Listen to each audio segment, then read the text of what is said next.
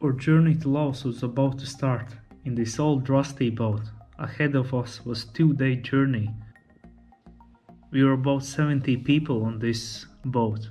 First batch of young drunk 18-year-olds, British, were starting to board the boat. Boat ride started with the typical instructions what to do and not to do on the boat. Of course, none of it was enforced later on. Drivers were pretty high skilled as they needed to navigate the boat through many rock formations, and many boats crash at night just because of this reason. Aside from admiring captains' high navigating skills, there was not much to see out of the window.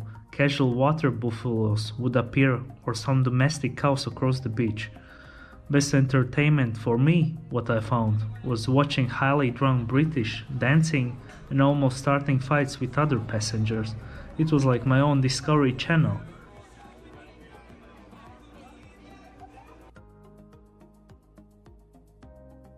Day 2 started pretty slow, as Hangover British was low in energy. Approaching closer to Luang Prabang, we stopped at random place where locals was forcing their young daughters to swim to the boat and sell something to us as naive tourists. Seemed like one mother had at least 10 kids, which all of them were selling some handmade bracelets, which afterwards could be seen in city for 5 times cheaper price. Nevertheless, there were people buying something from them to support them in some way. Last stretch to Luang Prabang, British was once again in full force, and everyone was sick of them already.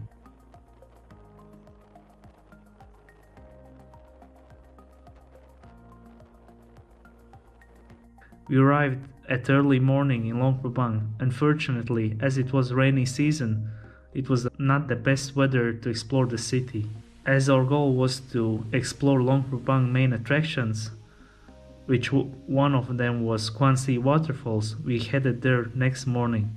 Waterfalls were pretty amazing and not so many people were at this time.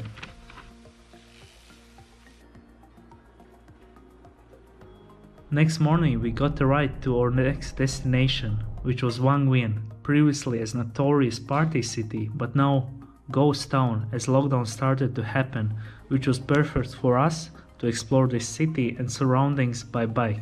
So the next morning we rented a bike and headed our way. Along the road you could meet casual elephants walking and having a bath in local river. Where else you can see this?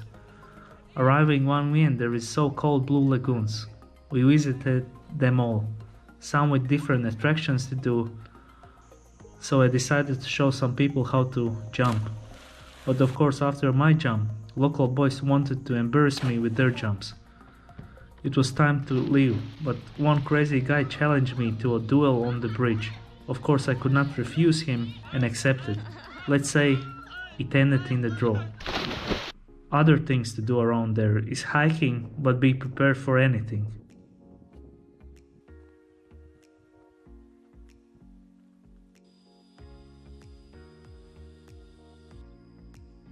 Oh, and I did celebrate my 29th birthday there, and ended the day with a nice sunset.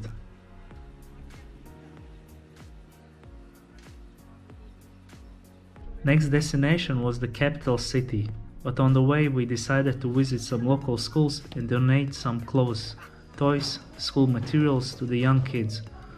And of course, they were all excited seeing us. And sometimes we get out of control as we had no organization to give the things out. Nevertheless, it was a great experience, seeing poorer parts of Laos. On the way out, I needed to entertain them somehow, so I showed them what I can.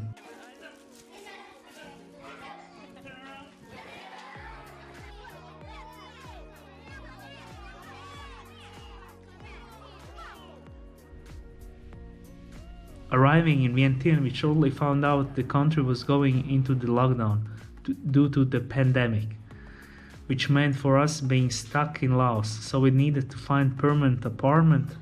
Luckily for us, next day, a nice Canadian couple invited us to stay in their guest house, which was perfect for us, so we hit the bar later that night with them.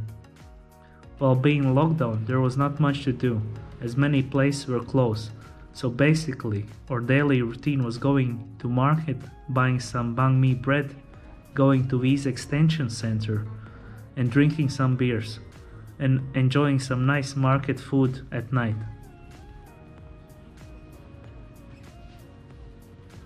Story ends short, as totally I was there 7 months, and my desire to film stopped fast. So basically for upcoming months my time was spent like this, reading books, watching YouTube, exercising, drinking, crying, eating unhealthy foods.